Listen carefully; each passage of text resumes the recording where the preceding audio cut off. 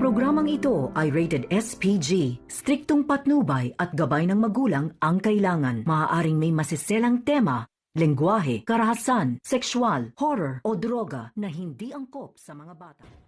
Magandang araw mga kapatid at mga kapuso ko sa buong mundo. Narito na po tayo sa maliit kong channel, SPG's Batang Quiapo. Isang gabi si Rigor at hanap sa kanyang mahal na Marites.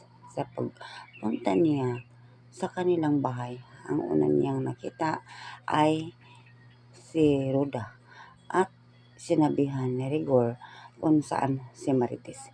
Hindi nila alam na dumating si Marites at habang nagkwentuhan sila ni Marites, naghingi si Rigor kay Marites ng patawad sa kanyang nagawa ng mga kasalanan.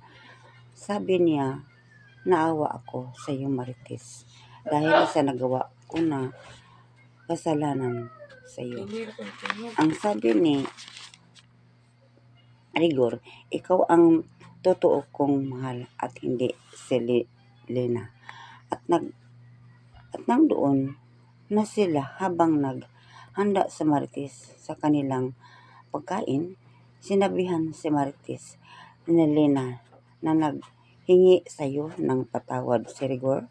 Oo, ang sabi ni Marites, yun ang totoo. Palagi na lang ang gulo sa bahay na ito kasi dito ka nakatira sa aming bahay. Ang sabi ni Lena, hindi ko hayaan na hindi ka paalisin ni Rigor sa bahay ito. Hindi ko hayaan na may kaagaw ako at ang aming anak sa pagmamahal ni Rigor. At hanggang dito na lamang ang isalaysay ko sa kwentong ito. At sana abangan po ninyo bukas kung ano ang patuloy ng kwentong ito.